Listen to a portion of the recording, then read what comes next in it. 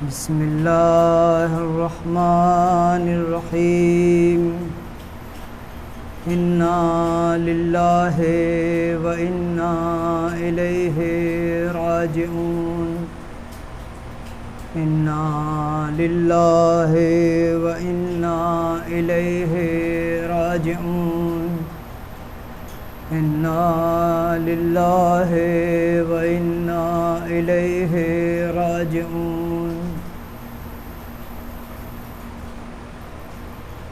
ارباب اعضاء، آج کی شب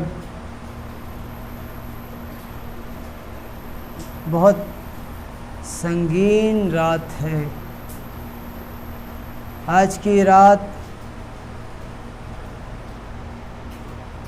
بہت ہی سنگین رات ہے۔ آج کی رات وہ رات ہے جس رات زینب بن بھائی والی ہو گئی۔ آج کی رات وہ رات ہے کہ جس شب میں سکینہ یتیم ہو گئی۔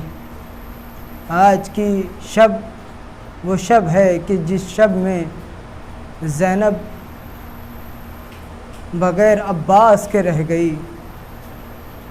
آج کی شب بہت سخت تھی، یقیناً آپ کے لیے بھی یہ شب بہت سخت ہوگی، لیکن آپ احساس کیجئے کہ آپ اہل بیت علیہ السلام شہیدان کربلا کے ماننے والے ہیں، چاہنے والے ہیں۔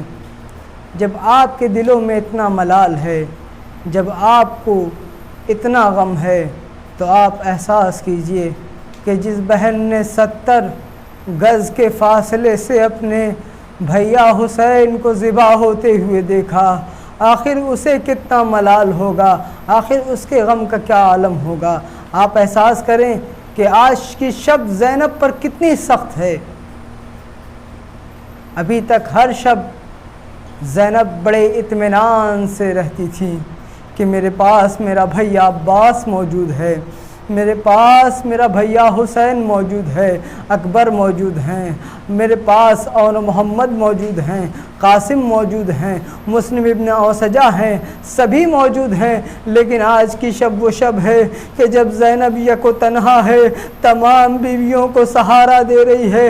آپ احساس کرتے ہیں بعد شہادت امام حسین کیا ہوا۔ بعد شہادت امام حسین تمام خیموں کو آگ لگانا شروع کر دیا گیا۔ ایک بیوی کے خیمے میں آگ لگائی جاتی تھی، تمام بیویاں الگ الگ خیمے بدلتی رہتی تھیں، اور آخر میں جب جناب زینب کے خیمے کو آگ لگائی گئی تو جناب زینب دوڑتی ہوئی آئیں اور آ کے کہتی ہیں، بیٹا سجاد ہمیں یہ بتاؤ کہ ہم جل کے مر جائیں یا پھر کیا کریں۔ اے بیٹا سید سجاد، تم وقت کے امام ہو، تم فیصلہ کرو۔ ایک مرتبہ سید سجاد کہتے نہیں پھوپھی اماں، اسلام میں جان کا بچانا واجب ہے۔ اب جناب زینب نے جناب سید سجاد کے جب خیمے کو آگ لگائی گئی، جناب زینب نے جناب سید سجاد کو اپنے پشت پہ اٹھایا اور اٹھانے کے بعد خیمے سے نکلی۔ آپ احساس نہیں کر سکتے کہ خیمے در خیمے کو آگ لگائی جا رہی ہے۔ اتنے میں ایک ملعون آگے بڑھا اور بڑھنے کے بعد میں اس نے جناب سکینہ کے کانوں سے گوشواروں کو اتارا نہیں بلکہ کھینچ لیا۔ اب جو کھینچا تو کان زخمی ہو گئے۔ سکینہ چلانے لگی، پکارنے لگی، یہ میرے گوشوارے ہیں، میرے بابا نے اسے میرے لیے خریدے تھے، اے ظالم اسے نہ لے جا، میرا کان زخمی ہو گیا ہے، میرے کان سے لہو جاری ہے۔ سکینہ یہ آواز دے رہی تھی لیکن ظالم نے نہ سنا، اور اس کے بعد میں ظالم نے جناب سکینہ کو تماچا رشید کیا۔ اب جو تماچا لگایا، سکینہ بابا بابا کہتے ہوئے ایک مرتبہ نشیب کی طرف گئی اور آواز دیتی رہی۔ کیوں سکینہ کو آج تک کسی نے مارا نہیں تھا، اب پہلی مرتبہ جب سکینہ پہ یہ ظلم ہوا، سکینہ نشیب کی طرف چلی اور آواز دیتے ہوئے، اے بابا کہاں ہو، اے بابا آپ کے جانے کے بعد شمر تازیانے مارتا ہے، اے بابا یہ ظالم میرے گوشواروں کو چھین لے گئے، اے بابا میرے کانوں سے خون جاری ہے۔ سکینہ یہ آواز دیتی ہوئی چلی گئی۔ لیکن جب جناب زینب نے تمام بیویوں کو جمع کر لیا، جمع کرنے کے بعد میں احساس کیا کہ حسین کے سینے پہ سونے والی سکینہ موجود نہیں ہے، حسین کے سینے پہ سونے والی سکینہ موجود نہیں ہے۔ ایک مرتبہ جناب زینب کہتی ہیں ام کلثوم سکینہ کو ڈھونڈو، میں فرات کی طرف جاتی ہوں، اے ام کلثوم میں فرات کی طرف جاتی ہوں، تم نشیب کی طرف جاؤ۔ اور اس کے بعد میں جناب زینب جناب سکینہ کو آواز دیتے ہوئے نشیب کی طرف جب جانے لگی تو ایک مرتبہ آواز آئی، اے بہن ذرا آہستہ بولو، اے بہن ذرا آہستہ بولو۔ جناب زینب جب نشیب کے نزدیک پہنچی تو کیا دیکھا کہ ایک جسم ہے کہ جس کے پاس سر نہیں ہے، سکینہ اس کے سینے سے لپٹ کے سو رہی ہے۔ جناب سکینہ نے ایک مرتبہ جناب سکینہ کو جناب زینب نے بیدار کیا، بیدار کرنے کے بعد میں کہتی ہے، اے بیٹا سکینہ اس بغیر سر والے جسم کو تم نے کیسے پہچانا اور کیسے یہاں پر آئی اور اس سینے پہ سو رہی ہو؟ ایک مرتبہ سکینہ آواز دیتی ہے، جب میرے کانوں سے گوشوارے چھینے گئے، مجھے ظالموں نے تماچے مارے، میرے کانوں سے خون جاری ہوا، میں اپنے بابا کو آواز دیتے ہوئے نشیب کی طرف آ رہی تھی کہ اچانک مجھے اسی جسم سے آواز آئی، الیہ الیہ یا بنیا، اے میری بیٹی میرے پاس چلی آؤ، اور میں اس سینے سے لپٹ کے سو گئی۔ اے پھوپھی اماں، جناب زینب نے جناب سکینہ کو لیا اور لینے کے بعد میں اب واپس ان خیموں کے نزدیک آئی کہ جہاں تمام بیویوں کو جمع کیا ہوا تھا۔ اب یہاں پر جناب سکینہ وہاں پر موجود ہیں۔ جناب زینب اس وقت پہرا دے رہی ہیں، جناب زینب اس وقت پہرا دے رہی ہیں۔ تمام بیبیوں سے کہہ دیا ہے بیبیوں سو جاؤ، میں زینب میں پہرا دوں گی۔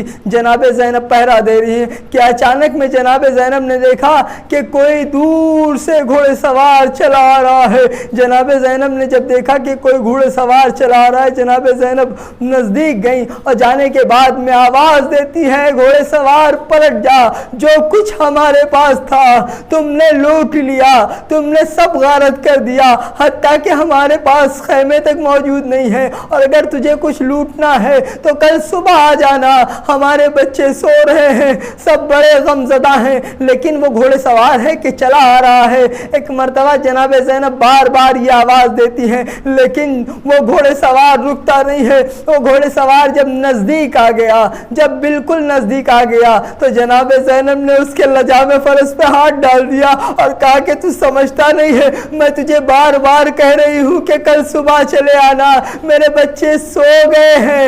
ایک مرتبہ جناب زینب کہتی ہے، کیا تو نے مجھے نہیں پہچانا؟ میں علی کی بیٹی ہوں، تم نے کیا مجھے کمزور سمجھ لیا ہے؟ اب جیسے ہی جناب زینب نے یہ جملہ کہا کہ کیا تو نے مجھے نہیں پہچانا، میں علی کی بیٹی زینب ہوں، مجھے کمزور مت سمجھنا، میرا بھیا عباس تھا، میرے بھیا حسین تھے۔ اتنے میں اس آنے والے نے اب جو نقاب کو ہٹایا تو زینب نے جیسے دیکھا، کیا دیکھا کہ بابا موجود ہے۔ جیسے ہی بابا کو دیکھا زینب کا دل بھر آیا، اے بابا آپ اس وقت کہاں تھے کہ جب میرا ماجایا ذبح کیا جا رہا تھا؟ اے بابا آپ اس وقت کہاں تھے کہ جب میرے بھیا عباس کے شانے کاٹ دیے گئے؟ اے بابا آپ اس وقت کہاں تھے جب میرے آنا محمد شہید کر دیے گئے؟ اے بابا آپ اس وقت کہاں تھے جب قاسم ہم سے جدا ہو گئے؟ اے بابا ہمارے خیموں کو آگ لگا دی گئی، اے بابا ہمارے ساز و سامان لوٹ لیے گئے، اے بابا تیرے لال کو 70 گز کی زمین سے ذبح کر دیا گیا۔ انا للہ و انا الیہ راجعون۔ رضم قضاء تسلیما